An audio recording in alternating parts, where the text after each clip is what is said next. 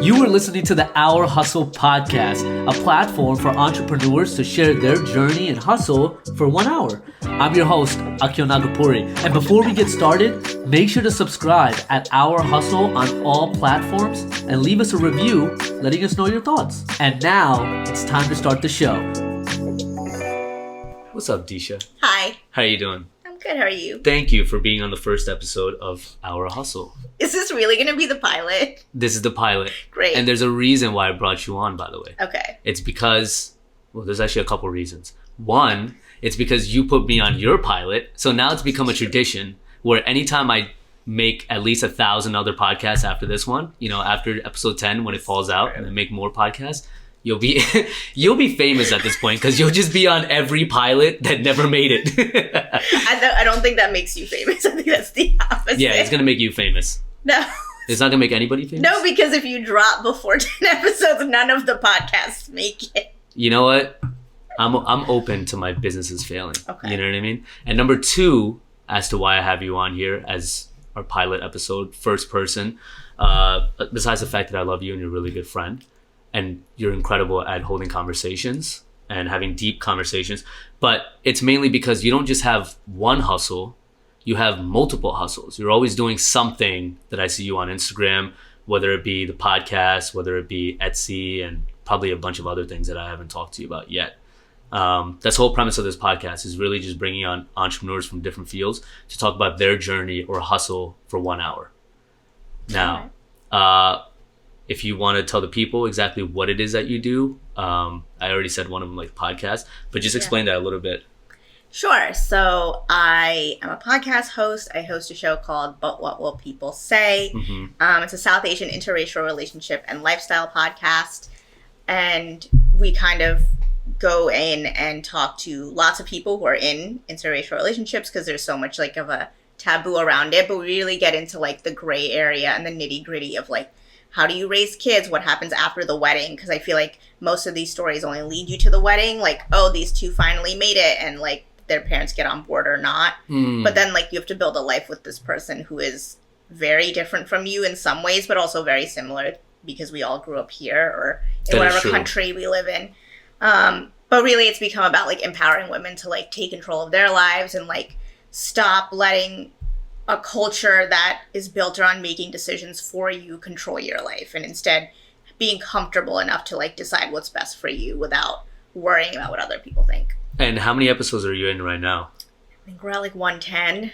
You're making me look really bad right now. Okay, we're on one. You gotta start somewhere. Just one. You gotta start somewhere, though. And that's your key thing, is consistency. Yeah, everyone starts somewhere, and the first episode, the first step, the first sale, the first client, like that's where everybody starts. Right. So. And what do you see from a lot of the people that you have on, like from episode 1 all the way to 110? What is like, I guess, in terms of just parents, right? That's the biggest thing. Is that like a common like dilemma that people have, that guests have on your podcast, where battling with their parents or their family, going against it, has been probably their biggest hardship in an interracial relationship? I think yes and no. So like part of the premise of the show is to show that all of our stories are different. Like they're not the Spark Notes version of like boy likes girl, girl's parents don't like boy because he's not brown, everybody fights about it, then you get over it and we're married and now that's the end of the story. It's like that's just the beginning of your story. And like so it's always different. Usually there is some sort of like conflict to some extent with the parents, but it's not always on like the South Asian person side. Sometimes it's on the other side. Interesting. Sometimes it's like, how do you navigate different things like long distance or different religions? Maybe you're both brown, but you're different religions. That's usually the bigger issue. It's not even the culture, it's the religion. And then even things like wedding planning or deciding like, just there's so much more to it, and that's how this show makes it to an episode 110, is because it's so much more than telling your parents. Because some people, everybody's fine, everyone's happy with it, and that's great too. And there's the other extreme where, you know, this person gets disowned and they haven't talked to their family in 10 years. And there's no going back from that. So like there's so much in between that can be dissected, and really the root isn't so much that you're like fighting for this person, you're fighting for this life that you want. You want autonomy and you want control over your own decision-making power. And the confidence and the self-worth to know that you can make choices and you can make mistakes and own it and still move forward. Like, it's not the end of the world. Because there's so much, like, as South Asian women that you've just been told, like, you can't do without your family or other people or men in your life making the decisions. Interesting. So, have you found like a lot of guests that have gotten disowned or anything like that? They probably share some sort of like, you know, their own unique like crazy story with just from loving some person that has a different culture, different religion, different background, different skin color, like whatever it may be. It's sadly, it's more common than you would think. The disowning. And I think that's the thing, right? With this show is like, for a long time, a lot of people never understood why my show existed. Like, unless you're brown, you don't get it. You're just like, who cares? Who cares who you date? Why is it that big of a deal? Right. But then we come from a culture where, like, being disowned isn't uncommon. If you, depending on what country you live in, things like honor killings and acid attacks and literally trying to destroy this person's existence is acceptable even by people that aren't even related to this person, like this kind of behavior. And like, that's what we come from. And even though, yeah, here maybe it happens less, but even then, like, the disownings is still very more common than you would think. I'd like to think it's less common now than maybe 10 years ago, but I don't know. We haven't heard from all of them yet, So, I mean, I feel like I already got the answer, but like, what made you want to start this podcast of every other one that you probably had an idea about? What made you want to get into this one? There was nobody talking about it. There was just, so my husband's obviously white.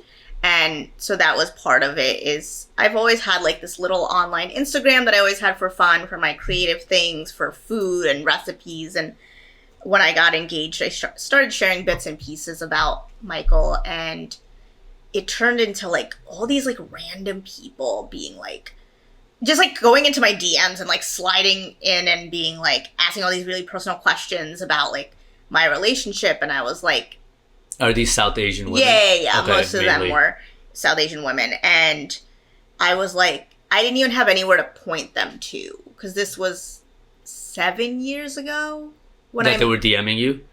I guess they were DMing me maybe like 4 or 5 years ago. Mm-hmm. Because I only occasionally shared Michael, but it wasn't like, it was like, oh, he's my boyfriend. And then, yeah, so I had nowhere to point them to, and I myself had no one to go to about this. Like, there was no one I could talk to that, like, my friends didn't really get it. Most of my friends are not brown, and the few that were, they had different family situations that were handled differently, and so, like, they didn't really get it either. And so I was just kind of, like, wading through the bullshit by myself, because I had pretty conservative parents. And so there was really nowhere to go. And I was like, well, someone's got to talk about it. And and for me, I'm a talker. I can talk forever. And so podcasting made sense. I listen to a lot of podcasts, and I was like, these people just have to like turn on a mic and talk. I could do that. Obviously, it's more complicated than that, like in retrospect. But in that moment, I was like, that felt like something I could do. And just around that time, there was like some online Facebook groups popping up with like 4 brown girls, and one of them happened to be for brown girls who had not brown partners. Oh, look at that. And it was brand new, and there were probably maybe like 1,000 girls in it at the time. Wow. And realizing like all of these people are different, and they all have these like questions and scenarios and situations that like have never been discussed. But these groups are private. Like they're private, and you have to be invited in, or you have to apply to get in. So they're not like easily accessible if you don't know they exist. They're whereas a podcast is public. And I was like, this is the easiest way to make it accessible. And I always knew that if people feel like they're being heard, that their like grievances and their difficulties and their problems are not just theirs, it just makes you feel better to know you're not the only person, that there's somebody out there who understands, who just gets it in a way other people don't. And so this was just one of those topics where it was like, no one's doing it, so I'm gonna do it. Yeah. So looking at that Facebook group kind of lit off like a bulb in your head.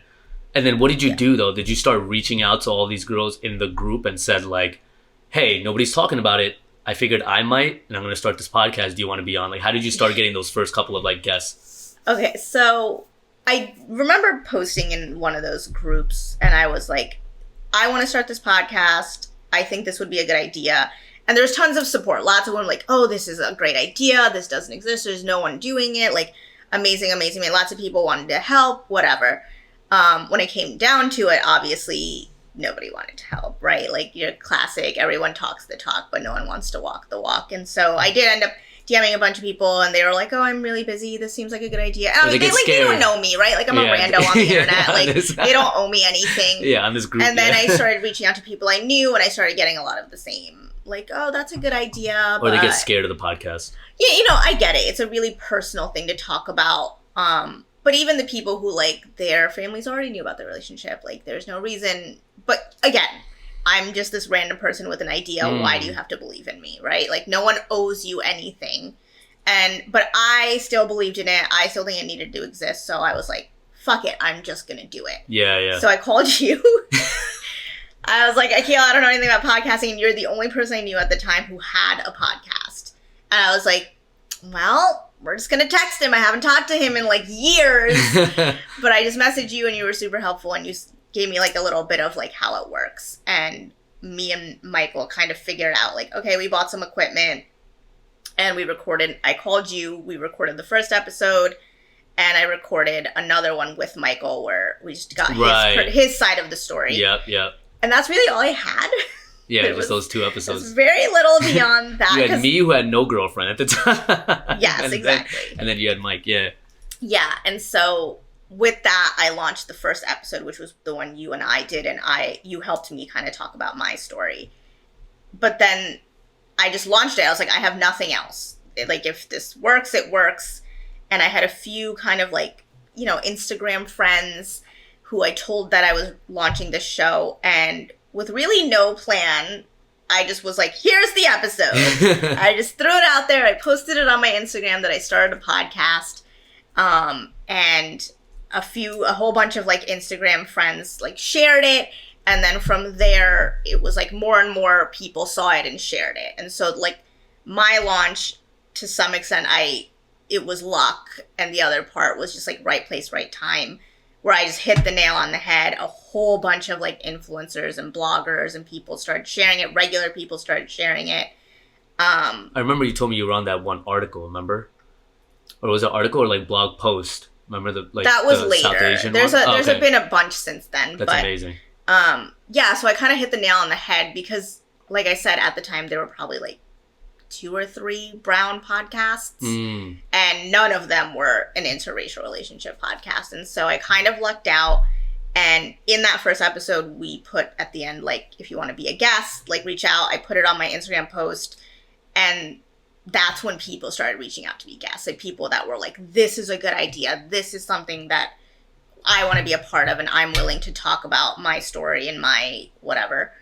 And so for like that first month, I think I recorded like 3 or 4 episodes every weekend. Like Tuesday night, I would get home at like 8 o'clock and record at 9 p.m. just to like keep the show going. Because I was like, I have to release an episode every week now. I'm committed here.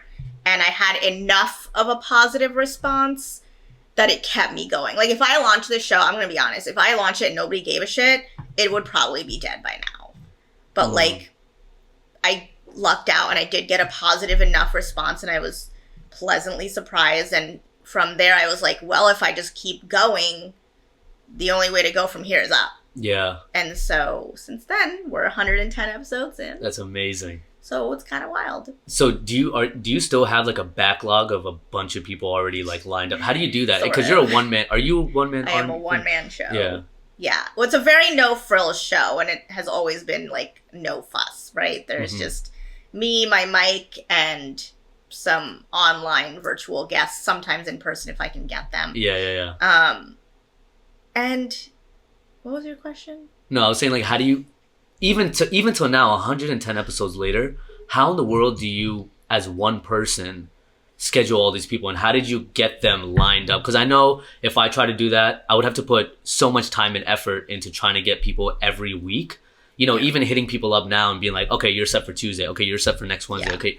But then I feel like the fear is that they might fall off. They'll give some sort of excuse. Not excuse, but life. You know what I mean? Life hits. They can't do it. So do you get that a lot? And how do you maneuver around that to still get people scheduled in for the week? So in the beginning, it was like literally just me, people messaging me, going back and forth via email and scheduling them as soon as I could, like within that week to record. And back then I did get a lot more like no shows or people who would bail last minute. Now a lot less of that. But it was all manual. It was just like messaging you, finding a time, here's a Zoom link. Now there's like a whole like system in place that has streamlined everything, has really saved me a lot of time. Because I hit a point where I was like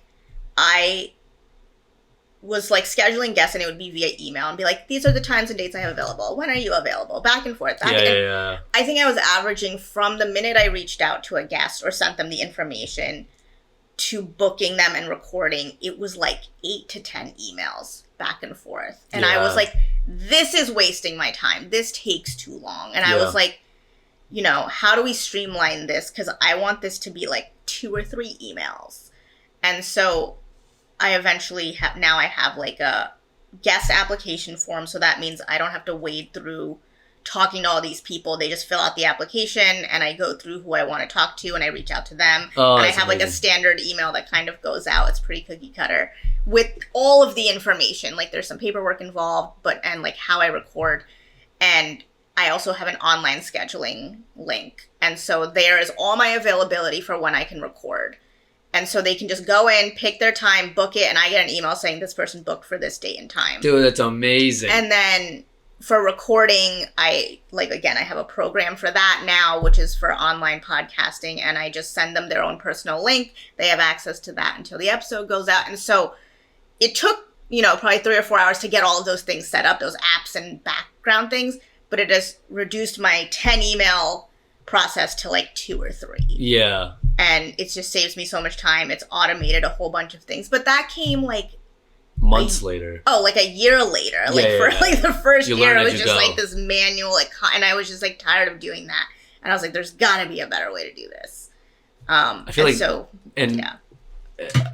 90% of your episodes are all Zoom, which is what you said. So when I asked the question of like, how are you getting these people, scheduled in for every single week? It's not that. You're just taking 1 week, it's like me and Krish, like we shoot like 5 videos in a week, get it set up in the calendar. Same thing with you. You'll shoot like 5 episodes in a week and then get it scheduled out for the week. So it seems like you always have somebody in. Yes. But it's really just you putting in, Yeah. So I do batch recording now. So August is usually, summers I usually take off from new episodes.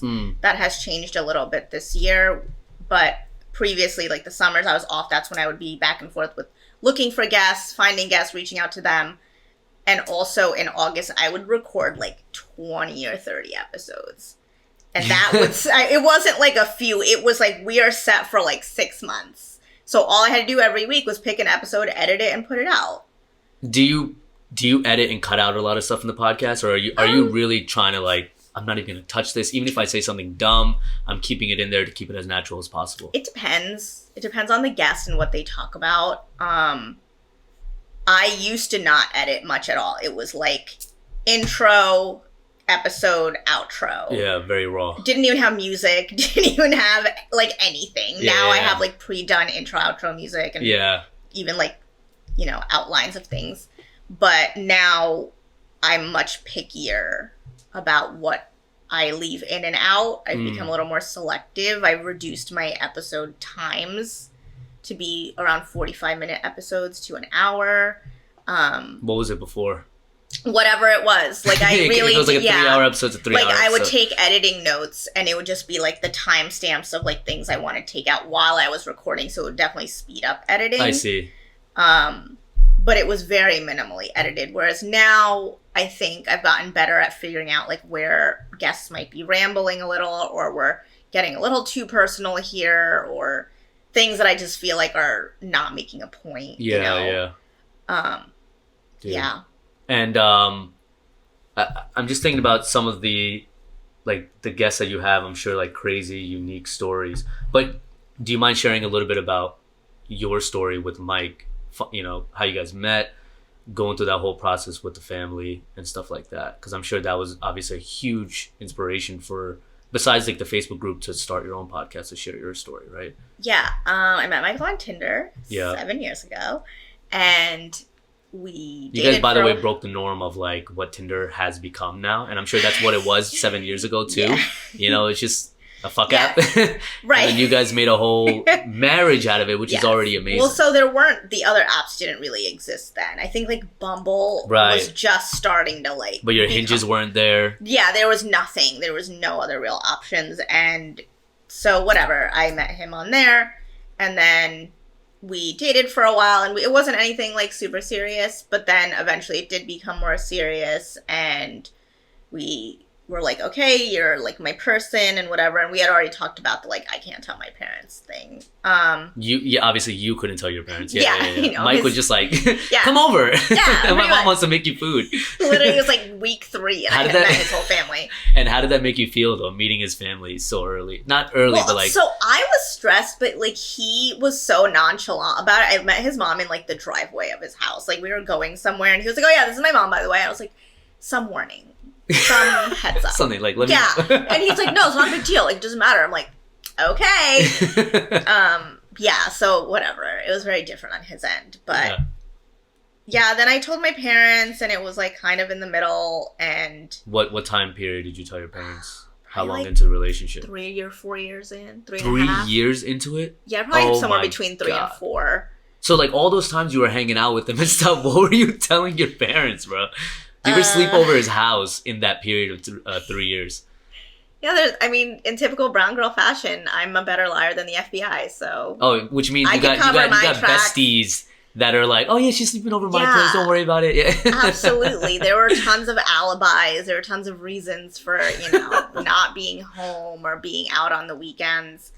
Wow. It's typical brown girl thing. That is true dedication. And the thing about the whole thing that made me so irritated after I told my mom and like we went through the whole rigmarole, she has never once brought that up.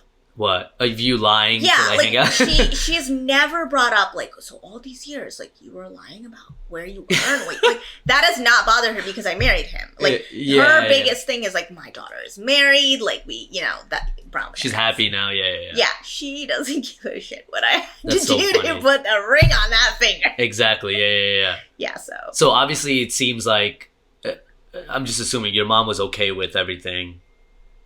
At first, like in the family, your mom was like pretty supportive. No. Okay. Not at all. They were she didn't react like horribly, but she also wasn't like over the moon. But I think she like, because I was like super stressed out. I think I was like crying. My cousins were there. It was like this whole thing. Whoa. Okay. 3 years later, when you first broke the news. Yeah, when I told them, and so I think in that moment she realized like I can't flip out right now because my daughter's literally having a meltdown already.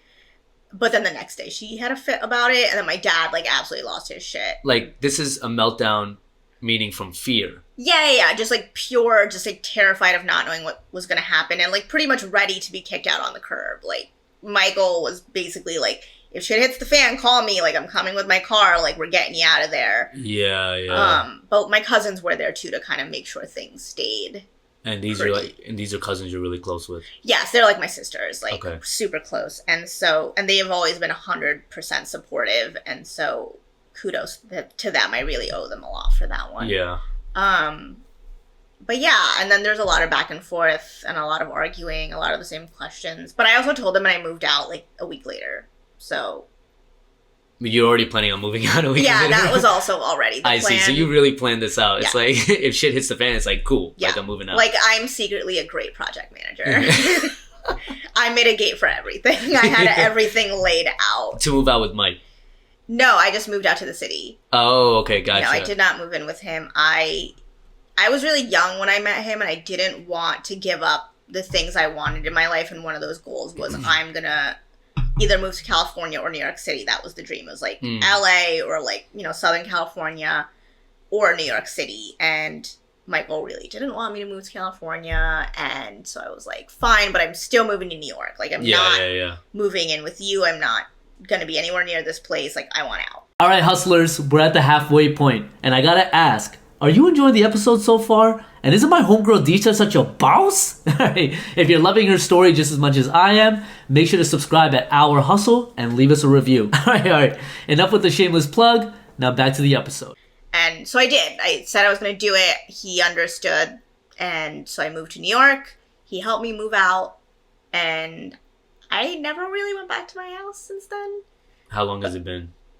Like, when you moved out, and then what happened? Like, did you guys have like a falling out, you and your parents? No, we didn't have a falling out, but like in the sense that I never moved back home. Like, I just moved out, okay. And then once I started moving around from apartment to apartment, I just would tell them after I already had a lease.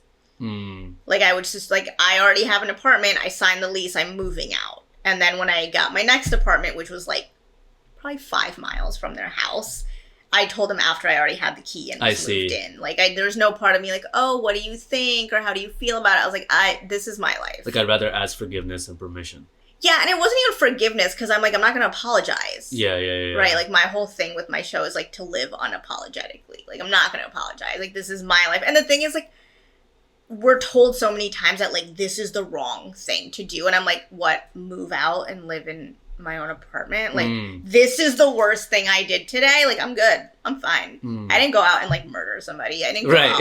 I'm not out here, like, I don't know, dealing drugs on the street. Like, no, I'm living my life. I have a full-time job. I'm getting an apartment. Like, I'm moving on. And you trying to make me feel bad about it is just not going to cut it. Yeah, the guilt, shame. Yeah, like, all of that. It's basically the same thing. Like, you murdering somebody in Indian culture is basically like a woman wanting to move out without a husband, which is absurd. Right, like, to me, I just hit a point where I was like, I don't have time for this. Yeah. Like, I'm gonna live my life, and guess what? I was like, if I fall on my face, I fall on my face, but at least I have control over that. Right? Like, if I move out and I completely fail, I also have the control to succeed. Exactly. I still have it. I'm the one who caused this. I can get myself out of it. Whereas if I were to, agree to an arranged marriage and it doesn't work out, you have no locus of control. Yeah. It's all, other people made the decision. It's their fault this didn't work out.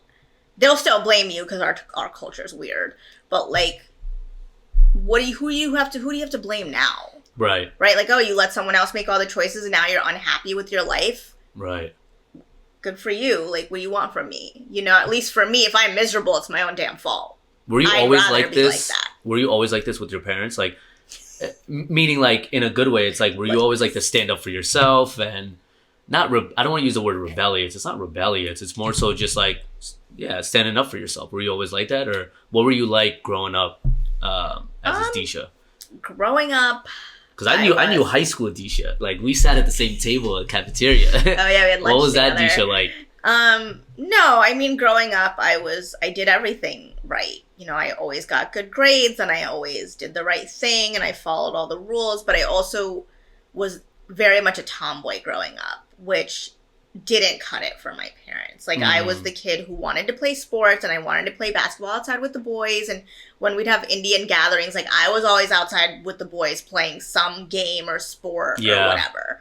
And, I remember I would come home after all of these events getting absolutely screamed at by my parents, being like, all these other Indian girls are inside serving chai and doing what they're supposed to do, and, like, what are you doing? You're an embarrassment, like, you're a disaster, like, you know how Indian, like, they go off the deep. It's not just like, oh, like, you shouldn't have done that. It's like, you're a whore, you're a disaster, you're gonna go nowhere in life, you're embarrassing us. Like, it's like this aggressive, like, really, like, destroying your self-worth of, like, an 8-year-old. Yeah. And so even growing up, I was like, you're making me feel terrible right now. And I still have, like, self-worth issues, but, like, I hit up when I was a teenager, it started getting worse and worse. Like, more and more control over my life, more and more of, like, who I could hang out with and what I could do.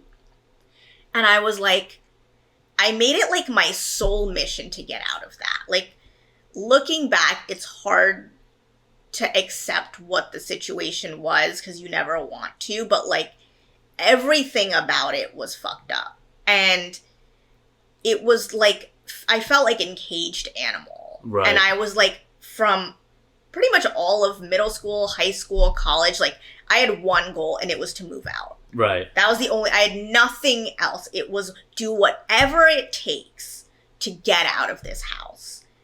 And, you know, I have an okay relationship with my parents now, but, like, that's with distance and time away. And, like, them understanding that I'm my own person and that, like, they need to respect that. So, but for a long time, like, that's all it was, right? It was working at McDonald's when I was 16 or 17, making $7.25 an hour and dumping all of that into my savings. So I would never have to ask them for money. It was filling out my own FAFSA form. It was taking 6 or 7 AP classes so I can have a semester of college under my belt before I got to college. I came in with like 12 or 15 credits. So you could get out earlier. Yeah, it was, job, applying for every scholarship I could so that I can go to college for as little as possible to get a degree, to get a job, and get the fuck out. Right. Like, I was obsessed with it. Like, there was nothing else. I gave up playing sports to work. I gave up going out with friends or really even having friends in high school this was it. And so I did that. And I think that's where, like, my kind of obsessive work ethic comes from, is, like, knowing that, like, I can do whatever I want. Yeah. And, like, I don't know, I'm sure if you told a therapist, they're like, you're hyper independent and you have problems. But I'm like, this is who I am and I'm okay with that. Right. So, yeah. Long answer to a short question. And, fuck, that's a lot. That's a lot. That's a lot, dude. Yeah. I had so many questions and I'm just like just pondering on all of that, you know? Yeah, but that's how I was. So I don't think I was rebellious in that way. I was rebellious in that, like, I was just hell-bent on this one thing. Do you feel like you have, like, any regrets of not being able to do a lot of things in childhood because your sole purpose was to get out and work? Do you have, like, remnants now when you look back and you're like, damn, like, I wish I was able to do that? Or do you just make up for it now? It's like, I want to play basketball back then. Fuck that, I'll play basketball now. You know what I mean? Whatever it is that my mom or dad... Who's tougher, your mom or your dad? My dad. Your dad was way tougher. Yeah. When did he...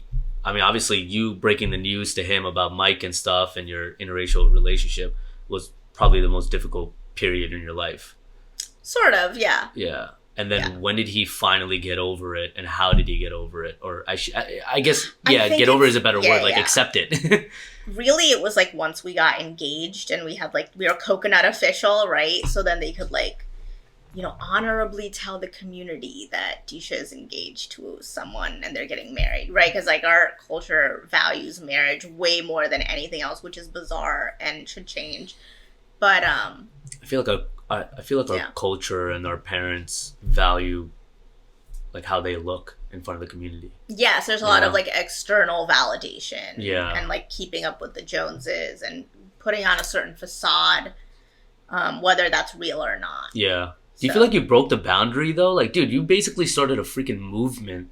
You know, 110 episodes in is just the beginning, right? You've only... big word, movement. Hell yeah, but that's the way I look at it, though. Like, you found a niche topic and a very personal topic that clearly a lot of women are dealing with, or need some sort of support system, or need somebody to talk about, some sort of role model, or at least just another person that is standing up and saying, like, hey, this is okay. Because even if I'm not a South Asian woman, I look to your podcast and I'm like, yeah, like, I don't want to live with regrets. I don't want to look back and please my parents. So I was able to break the boundary within my family to be like, listen, my parents want me to, like, only date Indian girls. And I'm like, Dad, like, we're living in America. Like, that's, you know, we're not in that, you know what I mean? And he's like, yeah, well, just go to, like, you know, Oak Tree Road and go find them over there. And I'm like, bro, I'm not going to, like, I'm not going to, like, Subzi Mandi just to find my wife. You know what I mean? Yeah. But I broke that boundary, and I found it so important to break that boundary for my sister. You know, she's 22. So when I was able to stand up to my parents and be like, listen, that's not happening, because I dated one Indian girl out of, like, the 10, you know, different ethnicities that I've dated. And I'll tell you one thing, the Indian girl that I dated, it, you know, like, yeah, she was cool, but it wasn't any more different or any more, like, intimate or any more affectionate than it was with all these other women. You know what I mean? Right, they're just people. They're just people. They're human beings at the end of the day. Yeah. You know? Do you feel like you broke the boundary, especially for those cousins? Remember when you told me your cousins were there to help you? Have they looked towards you to talk to their parents and be like, hey, well, look, look what Disha's doing, you know? That one's been interesting. For sure, like, me bringing home Michael, like, it wasn't just a conversation with my parents, it was all the aunts and uncles, right? Like, they had their own whole sit down about, like, what happens now? What do we let her do? It was like a freaking council meeting. And, because, like, you know, for all of them, I'm the oldest, and I'm a girl of all the cousins.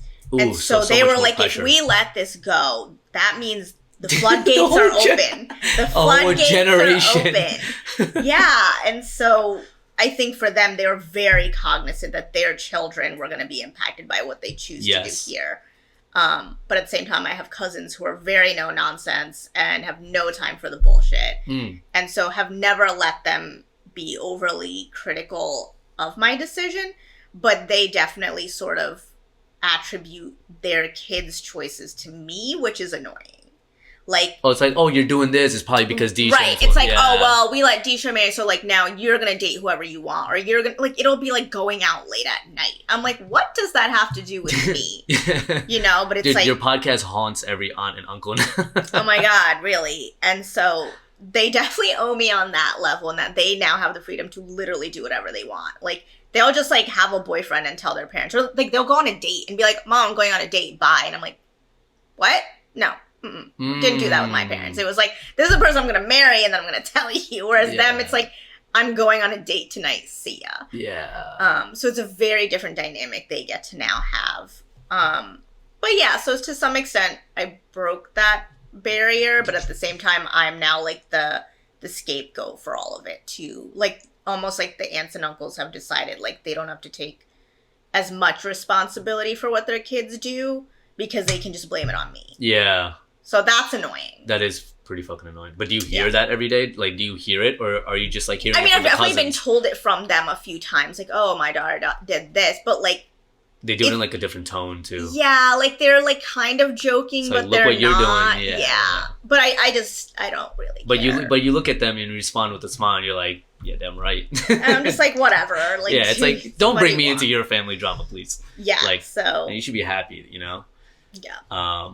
That's I remember when I was telling my parents about, like, you know, dating whoever I want and not living with regrets, and it's like I kind of had to tell them in a really harsh way that, like, listen, I'm doing what I want to do because I know you're not going to be here forever, and the last thing I want to do is do everything for you, and then when you guys pass or whatever, or when you get really old where you stop giving a shit, I look back at my relationship and I'm like, damn, I really married this person because it made my parents happy, but it obviously didn't make me happy. Yeah. You know, and that's really big. Right? Yeah, I always tell people, like, what are you going to do when your parents aren't there anymore? Right. To make all your decisions. Exactly. Like, is that when you're going to start living your life?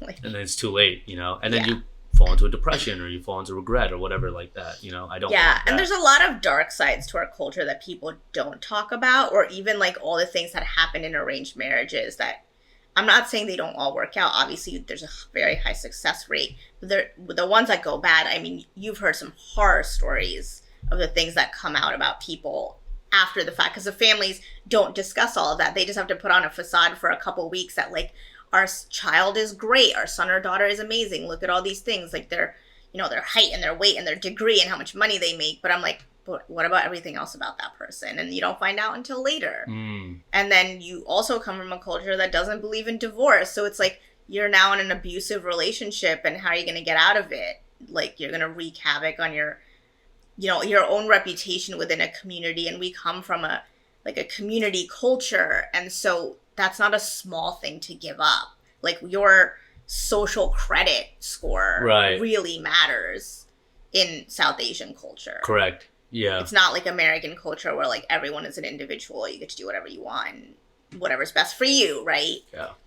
Yeah, American culture is all about, like, I don't give a shit about what somebody else thinks. Like, so I don't think I don't have regrets as much as, like, there's some resentment for sure of, like, having to live my life in a way that other kids didn't have to.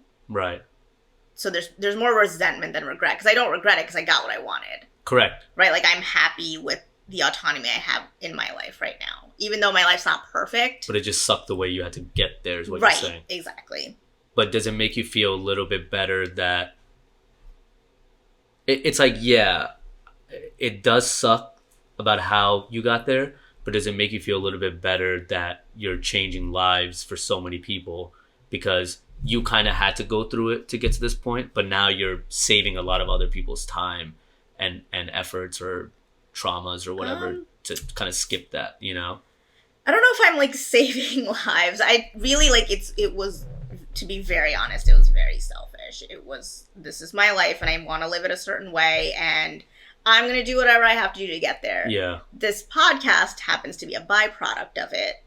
But like it wasn't like I went into this like one day I'm going to start a podcast about this. Like, you know what I mean? Like that's it just happened. Yeah. Yeah. That was more of like a just happened, did it because I wanted to do it, thought it needed to be there. Do you have like not an end goal, but do you see like, I guess, yeah, is there like an end goal? Like if this one thing happened, you could look back at this podcast and be like, okay, this is the reason why I started it. Like, do you have any of that? Like, is there something you're looking towards where it's like, okay, if this many people, like if I connected or changed lives with this many people, that was my end goal of starting this. Do you have any of that for this podcast in the back of your mind? I mean, like the dream right at this point is to be a full-time podcaster. If I can make podcasting my job and I get to do that for a living, I would be thrilled and over the moon. Right. Because I found something that clearly gives me so much purpose and joy and meaning in life, in a way that really nothing else I do does. Right. But even when I started it, like the goal was like, if even one person can listen to this and feel like they're not on their own in this, like that was enough. Right. And I've been fortunate enough that it has been way more people, but I'm very open about that I need like constant external validation about my podcast. Like I get lots of like messages and DMs and emails on a pretty like consistent basis from people like, you know, saying how much they like the podcast or how much it has helped them or how many episodes they've listened to and like what their favorite guest was. Like I'm fortunate to have a very engaged audience, but I'm very also honest that like that is part of what keeps me going. Like at this point, like I need people to constantly tell me they like my show. At least you're honest, man. And that they listen to it and it does something positive for them. And that's really what keeps it going is like I have a folder of these like screenshots of messages from people and like the reviews people have left on the show and the days that you don't want to keep doing it or you want to skip this week, you just read it and you're like, nope, gotta show up for these people. And so I'm like a total like slave to my listeners now and I'll do whatever they want and like whoever they want me to have as a guest, I will try to get them on or in a healthy way, they're feeding your ego. Yes. It's making you happy. Whatever topic they want covered, I will try my best to cover it. And it's been good though. It's been fun. But I guess end goal, if I could make this my full-time gig, I would absolutely do it. Now, do you have like an influence that you look towards for the podcasting? This is your main thing. This is what you really, really love. This is what you put as your highest priority, right? Yeah. It's podcasting. So who do you look towards as like an influence or maybe a role model or... So that's kind of like the area I've only recently decided I need more of because I didn't start this with anyone in mind. It wasn't like, oh, I want to be like this person. Because like I said, there was literally maybe 2 podcasts that were hosted by a brown person talking about South Asian things when I started. So there was no one to like look up to.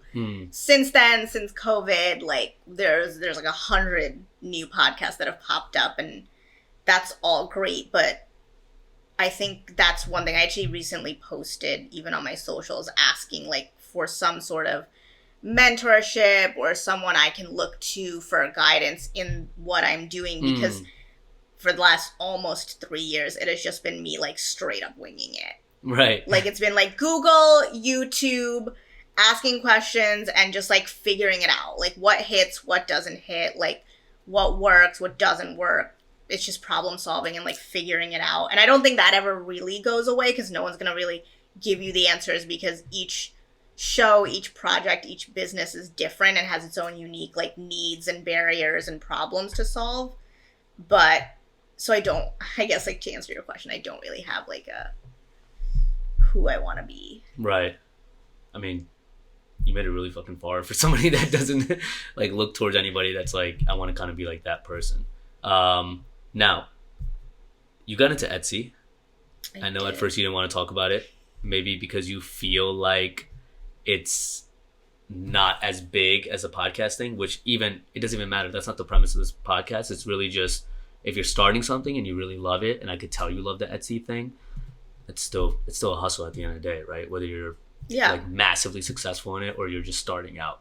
But how did you get into the Etsy thing, and what is it that you're making on that? So the Etsy thing it was kind of a project I started during like lockdown, like so many people in that department. I had pretty much like left my job during 2020 and was really burnt out, didn't know what to do with myself, was definitely depressed, and I just like needed to do something. So I like impulse bought a Cricut. Like I was like, I do arts and crafts. I've always been very crafty and I love DIY. I love doing things with my hands. And I was like, here's all my credit card points. And I bought a Cricut with like no real agenda. I think the only kind of agenda was like, I would like to sell my own merch for the podcast. And I was like, I'd like to make it myself because I like making my life harder than it should be. Right. And so I got one and I started like playing around with it and realized like you can, like, you have this machine and you can, it's as far as your creativity takes you. Like there's lots of templates and things you can use, but you can kind of do whatever you want with it. Okay. And so I just started making stuff and then people started offering to buy it. And I was like, oh, I was just like literally making stuff for my house. And so then I started selling some stuff and then again was just like on Instagram through this little community I've built, had all these people that were really interested in what I was making. It was like Christmas ornaments, which is still like my biggest thing, to like wedding, bridal, you know, stationery and decor and things. Nice. It's really whatever I want to make, to be honest. And so it has slowly turned into like a small business. Yeah. That wasn't entirely intentional. And then Etsy became like obviously the platform for handmade things. And so I mostly sell on Instagram, but then I do have an Etsy shop for the more consistent products that I always have available.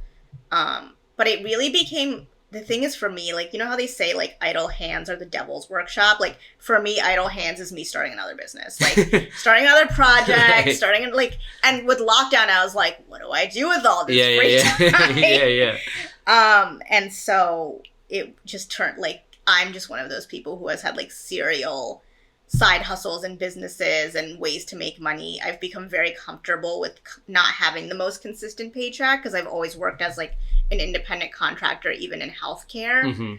And so I realized during the pandemic that like, one, you cannot rely on a single source of income. That's the wrong move because look at what happened to all these people.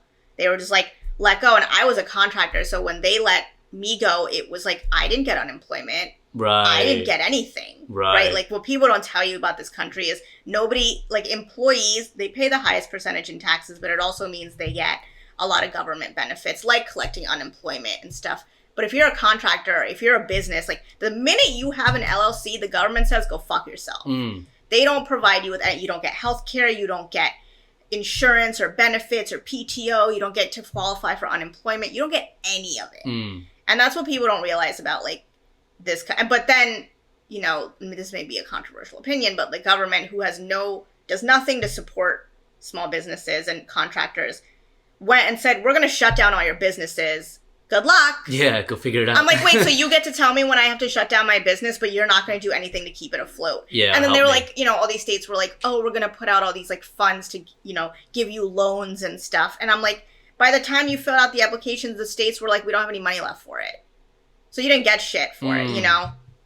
But so I was like, I need to figure out a way to be like financially secure other than working and trading my time for money. Right.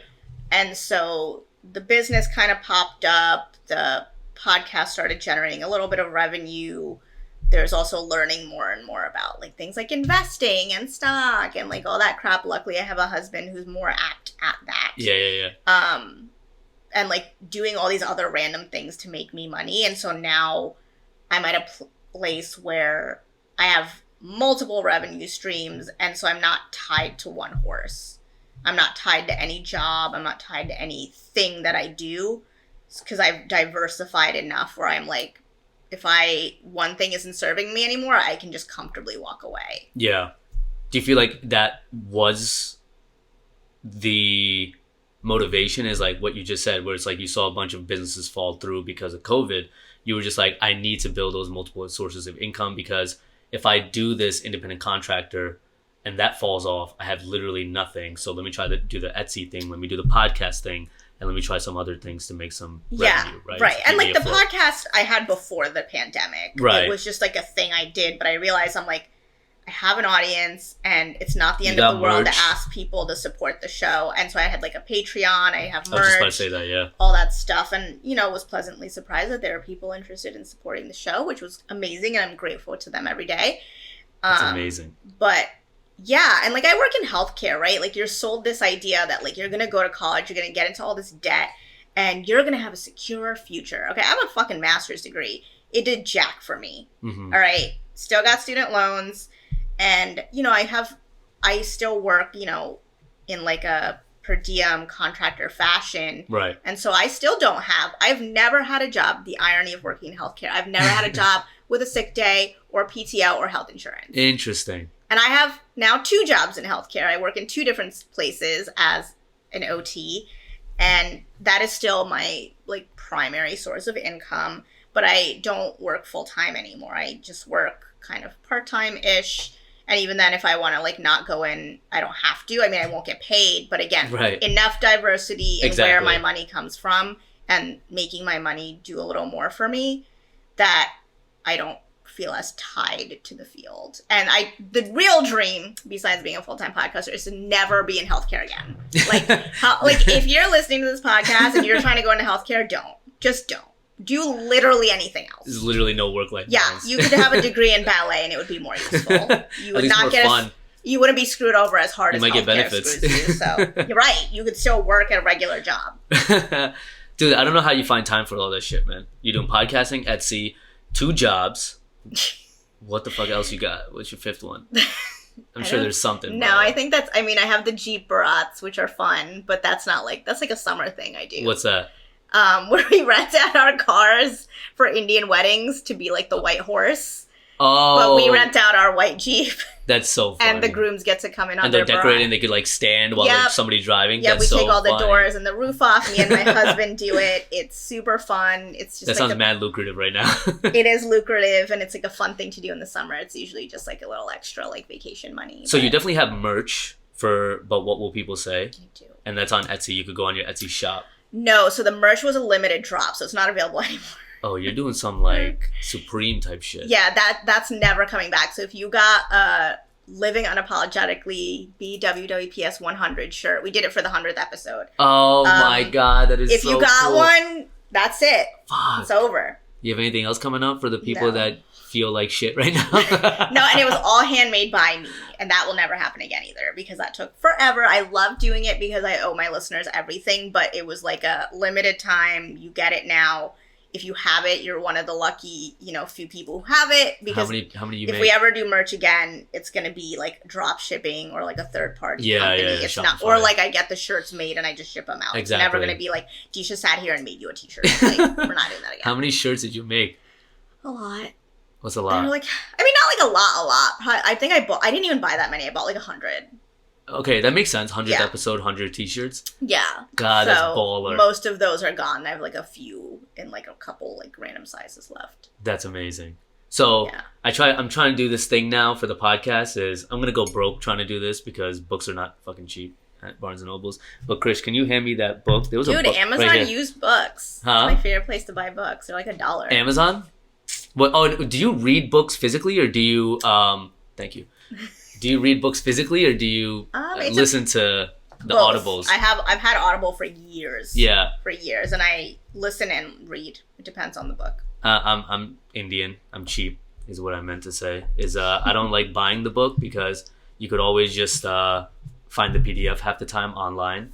You could find the PDF for this book. It's called A Millionaire Fastlane, and I know you are investing in stocks and mutual funds and stuff, but I also know that you're not trying to enjoy your fucking money when you're 80 years old, right? No, you want to enjoy my best life now. You want to enjoy your money now, and that's what this book is all about. It's about hustling in a way to become a millionaire as fast as possible, and Millionaire Fastlane. Wait, first of all, why am I showing this camera Millionaire Fastlane? They're not fucking paying me for this shit. I'm going to bleep every single thing I said about this title. But I want to give you this personally so you could read Thank it you. and become a millionaire by the age of fucking 35, to be honest. It's all about starting businesses, which is what you're doing. That would be ideal. You got to diversify. I think, what it was? Somebody was like, the average millionaires have an average of 7 different forms of income. Yes. And I was like, great, I'm up to like 5. So Beautiful. we're working on it, right? Beautiful. I don't even really want to be a millionaire. I just want to like, literally, I always tell people, I'm like, aim lower. Like, I'm trying to be like 100,000 dare where I don't have to like work for some asshole forever. Right. Like, yeah. The idea of asking for a day off makes my skin crawl. Exactly. And so I never want to do that. That's why you're working your ass off now so that, you know, when you are 35 or 40, you could literally chill on a beach. Yeah, and or in the city. I don't even think it's that, right? It's just like reducing the noise. Mm-hmm. It's like reduce the bullshit. Like everyone, you're always gonna have to do things you don't want to do. All right, you're gonna have to deal with corporate people. You're gonna have to deal with shitty emails or a bad client. Like taking out the garbage. Like no one's gonna do that for you. Yep. It's just about like reducing that and just doing more and more of the things that like bring you purpose and joy. And like that's such like a first world problem to have, right? Compared to like our immigrant parents, right? And that's like a total privilege and a problem at the same time. But so that's the goal. The goal is just like do more of the things that can, you know, give you the life that you want and make you happy, and just try to reduce the noise, but it's never really going to go away. So I love that. Man, you got so many different hustles. All of it. I love I'm the queen of the side hustle. I don't know if it's like a thing. I don't know if anyone should take my advice, but when I figure out the title, I'll probably just put Queen of the Side Hustle, Disha. And how do you pronounce your last name? Mazepa. I was going to say Mazepa. Mazepa. And let people know how they could find your podcast. On all major streaming platforms. Okay, that's Apple Podcasts, Spotify, Google Podcasts. Yep, probably wherever you're listening to this podcast. Yo, we got all of it, baby. We're going to be on all of them. So it's called But What Will People Say? Yes. By Disha Mazepa. Mm-hmm. And you also have an Etsy shop. What's that one called? Same Disha Mazepa Designs. Disha Mazepa Designs on Etsy. Mm-hmm. And anything else that you start, man, you know, we'll shout it out again in a future episode. I love that you're the first person. It makes sense you're the first person. It's just, this is our hustle, and you're the queen of side hustles. All right? I do a lot of them. And thank you so much for sharing your hustle, man. Thank you so much for sharing your journey. Thanks for having me. I appreciate you. It's been a good time. Enjoy this book. And guys, you guys could find Disha everywhere at this point. She's practically famous. You'll probably even find the Facebook group that she initially started in. And that's what this podcast was about, bringing in an entrepreneur from a different field to talk about their journey and hustle. And I hope to see you guys next time. Peace. Thank you. I'm like waving at the mic like that. See ya.